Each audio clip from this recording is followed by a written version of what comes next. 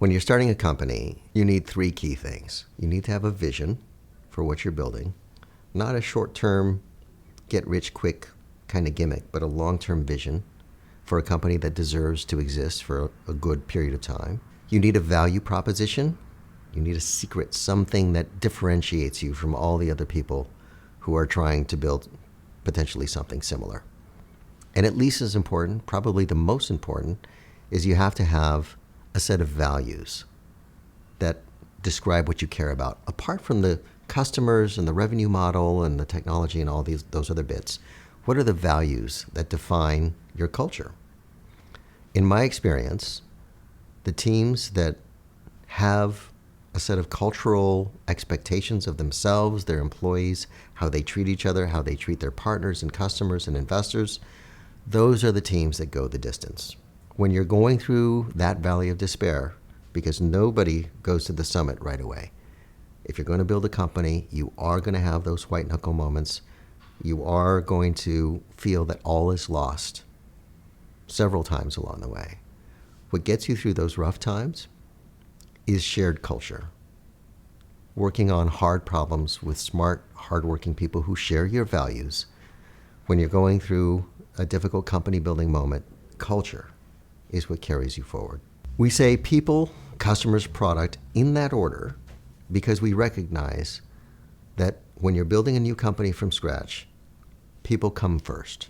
Having strong co-founders, not just good enough, but unassailably strong, persuasive, effective, hardworking founders set the tone for everything that comes later. All the other people who join a company need to know how to model themselves and how to show up for work every day. People, the ones who show up at the beginning and the ones who follow, make the rest of the engine work. Customers come second because, look, if you don't have adopters, customers, users who love your product, it's all theoretical. You could have something that venture capitalists love the sound of, and it looks really pretty on a PowerPoint. But without customers, it's all for naught. So passion for customers, standing in their pain, a willingness to go the distance, to do whatever they need to succeed, particularly at that precious early stage when you have no margin for error, customers come second. Now, if you're committed to customers, what inevitably, necessarily comes third is product.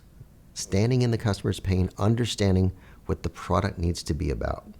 Not just as a near-term sort of feature function selection, but strategically in a way that meets customers where they lie today and takes them where they need to go over time. I like to say, when we're talking to customers, here's a set of things that are on the back of the truck that I know can make your life better, make your business stronger, if we just get going with that today. But at least as important, customers need to understand that you're taking them to a future. Particularly in software. We're not in the business of selling widgets or spoons. We're building tomorrow's technology today. So this maps back to a strong vision for what the company needs to become over time, products, and a sound product strategy that really takes inventory of what the near-term imperative is, again, with a view towards how we get from that near-term to a compelling future. These are the makings of a great company. If you're really committed to customers, then necessarily you're going to understand what your product needs to do.